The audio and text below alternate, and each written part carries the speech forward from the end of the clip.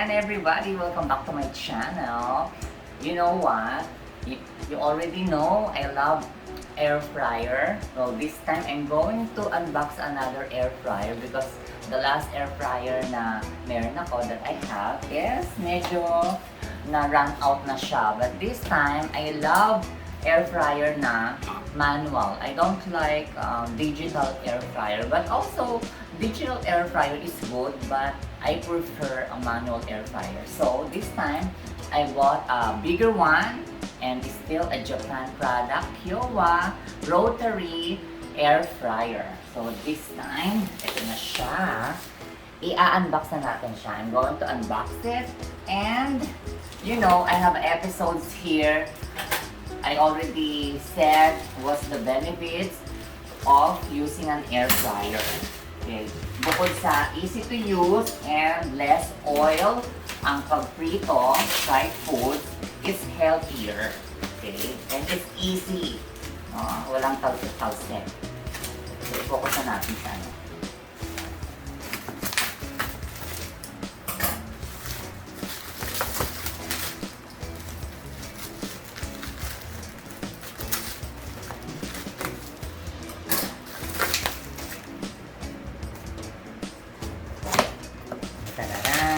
So it's rotary temperature dial, 360 air circulation, less oil for healthy cooking, 6.5 liters. So eto yung medyo malaki kong air fryer na nabili. So I love using air fryer.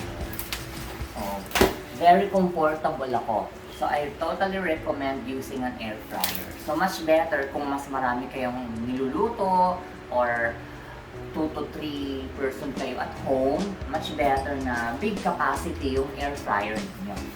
Right? Okay, inside the box, we have the manual and the plate. So, ano to? Non-stick plate. Yan. Yan.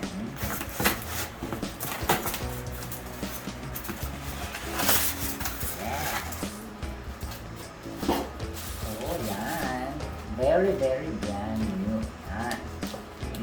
Sales invoice sa resibo. Receipt. Tantananan. Wow! Yan. Very much talagang bago. Yan. Sealed na sealed. Ayan. Okay. Labas na natin siya.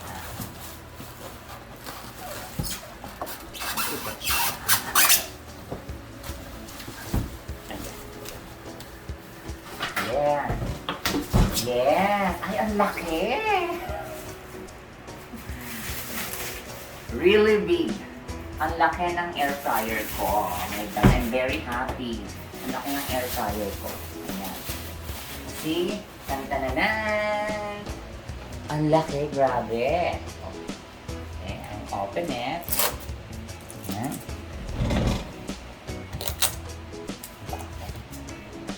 Let's open it inside. So very clean. So ilalagay natin yan dyan. Let's put it.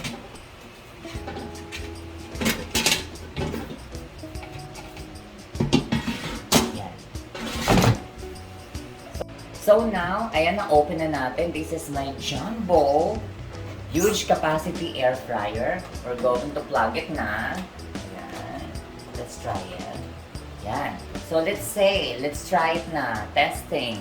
So this is the temperature, if you like, from 90 or to 200 degrees Celsius. Ayan. So hanggang 200 degrees Celsius, pwede nyo siyang magluto using this air fryer hanggang 200. And then this is off. Yan. Off. Yan. So anyway, timer, ito yung timer.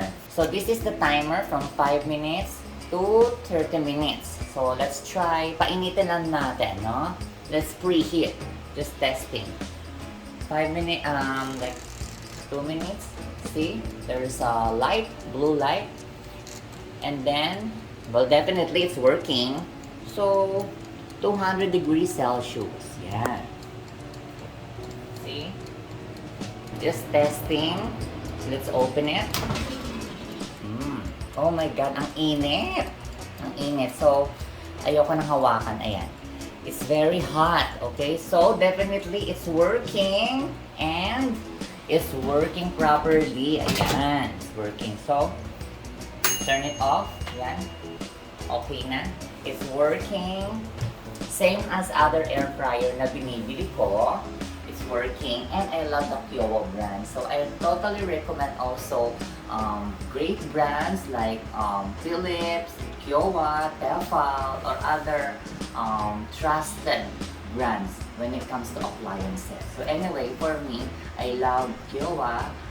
Bukod sa affordable siya, very good quality, well, durable, at saka tried and tested ko na ang Kyowa appliances. And also, by the way, here, this is the back of the air fryer. Dito lumalabas yung air, sa air release. So, yan. And this is very easy to clean. Air fryer are very easy to clean. So, yan.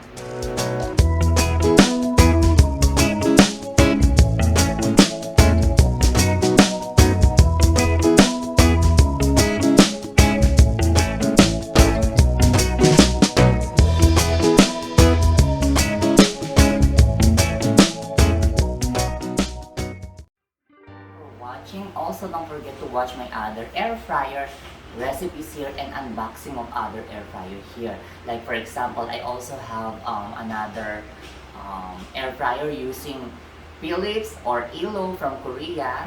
So yun. Thank you for watching. Don't forget to subscribe to my channel. Click the bell and the notification bell. Like this video, and also if you have time, you can donate. Click the super thanks if you like this video. And ano pa ba?